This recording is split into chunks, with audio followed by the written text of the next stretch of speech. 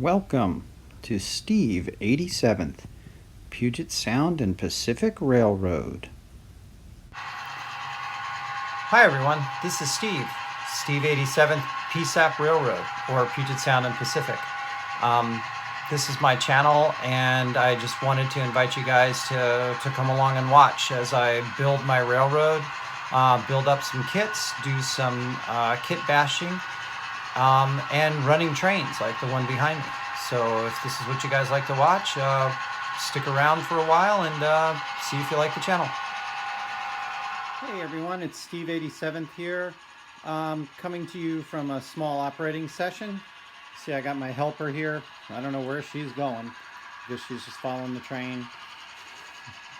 And I've got my train running around. I guess she's coming over to check to see what's going on. She does like just coming over. Kind of likes hanging out with her dad. So, I just thought I'd give you guys a little recap, show you what I'm doing, show you what's going on in the railroad. And also, I'm doing something a little bit different today. I'm actually using my iPad for this movie, so we're going to see how this turns out. Okay, so last week went to a model railroad show, Great American Show down in Seattle, Washington. Actually, it was in Puyallup. And got some things and all that kind of stuff. I'll go ahead and show you guys. Didn't take too many videos at the actual show because wasn't that great. I went on a Sunday. Not a lot of people were there. And also they had not a lot of vendors. The vendors weren't really that good from what I from basically what I saw. But I was able to find some things that I needed and wanted, so we'll go over that. Okay, so I hope the train isn't too loud in the background. But my first thing that I got was this Faller Rock Crushing Center. My new railroad, which eventually I'm going to build, yes, just like everybody else, actually does have a rock quarry. So this will be really good for me to utilize. It was an okay price at like, what was it, $51. They're kind of getting a little bit harder to find, so this was a pretty good buy. The next thing I got, which I've needed for a little while, I know this kind of sounds strange, but is a rubber boat. Right, basically it's a fire response boat. Sorry, it looks like this is a little bit grainier than my iPhone usually is, but it's a Bush. Haven't seen this one before. Looks like it's got really nice detail on it. It'll look good behind one of my fire trucks, so that's a good thing. Okay, now other things that I got, which I was a little bit disappointed in, price-wise. The fire hydrants weren't too bad. God, this is just not good. Oh, that's grainy.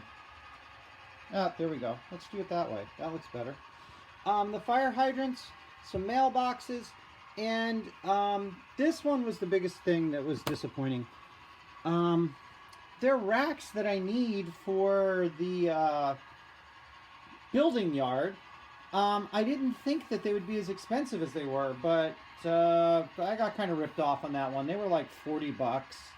I didn't realize that till afterwards, but this way I can look at them. I can scratch build something off of them by looking at them, so they're probably a little bit less than that. My big buy was these front range blank hopper cars. You know, it's kind of funny. A lot of people say, "Oh my God, you know, these were $2 a piece, guys." I actually, for the four of them, for all four of them that I got, I paid $5. The thing that I like about these are fairly easy to make. They take glue pretty well, and they look all right. You know, there's nothing wrong with them. Plus, they're going to be in a big grain train and all that, so it's another good thing. Also, I mean, for $2, it's a nice thing to experiment with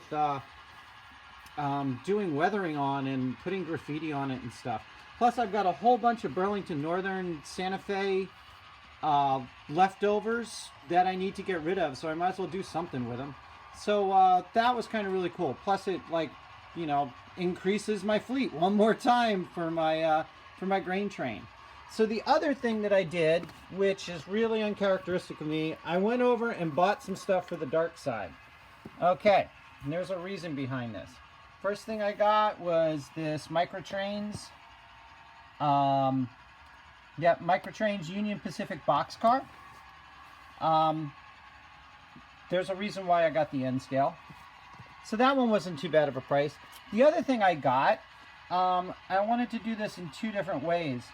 This guy, I've seen at a couple of our model shows up here, and he's been doing pretty good. So this is a Peterbilt 359 custom logger. Okay, it has it's an actual 3D printed part. Get out of here. This guy does really, really good work on. Now the only question is, you guys can see that he does it. It's not the normal printing. This is kind of the UV printing that's done. So it's a highly detailed, really, really nice trucks. I think you guys, I might have taken some pictures of these, of some of the ones that he's done.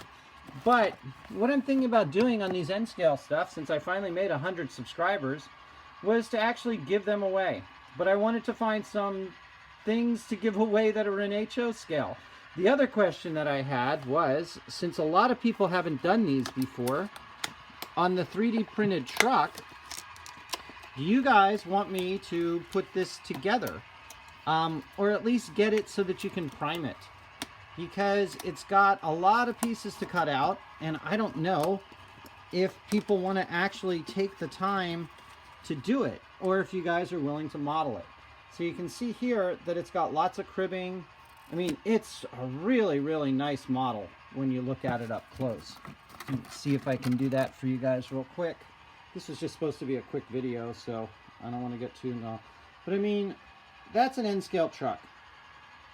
And it's a logging truck. I mean, he's really done a nice thing with the base. He's got the headache rack, the cattle guard on it, and all the wheels. So let me know what you guys think, whether or not I should put that together for you guys, or just send it to you as is if you want it as a prize. Now, the thing is, I don't have any of the HO stuff yet. So, but I think I'm going to do a Union Pacific one as well for another Union Pacific boxcar, and then I'll figure out what I want to do for the vehicle that I want to give away. Okay, so thanks for watching. This went a little bit longer than I wanted to, and had a fight with my cat during that. Okay, so thanks for watching. Come up, watch the train come around one more time through downtown. I kind of like my downtown. It's got a lot of cars in it, a lot of trucks. Still got to put some people in there. The fire department is always ever present. So let's see, here comes the train now. Slowing down to go through the station.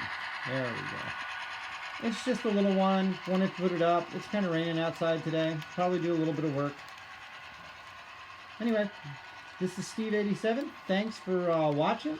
And let me know what you guys think about that 3D truck model.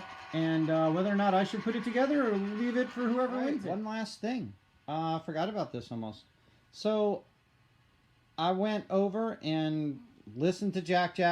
Yep, Harold, it's all your fault. Since you blame Vinny, I'm going to blame you. I went out and got me some Scale Trains Operator Series tank cars.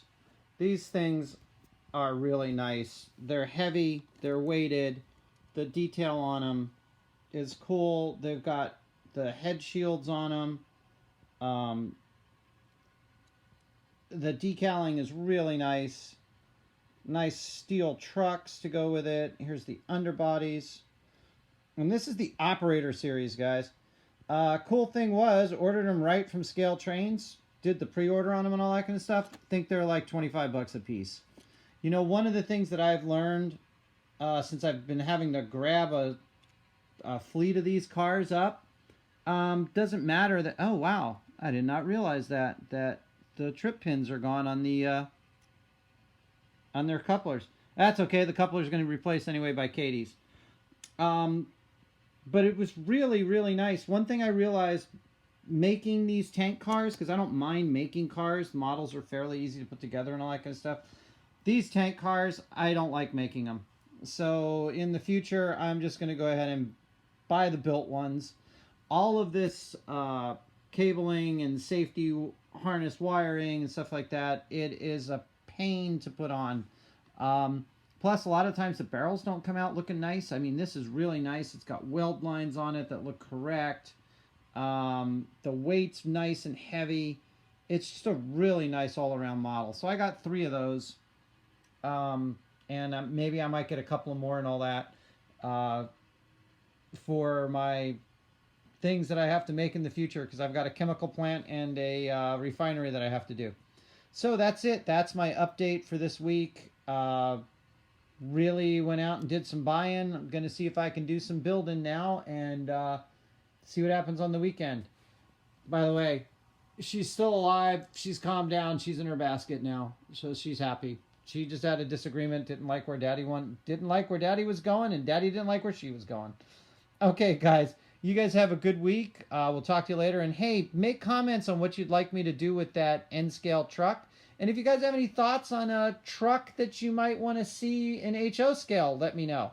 Because again, I'm going to have a contest. I'm just not exactly sure what. And it might actually be a little bit different than what we've done in the past, or what people have done in the past. Okay, thanks a lot, and I'll see you guys again.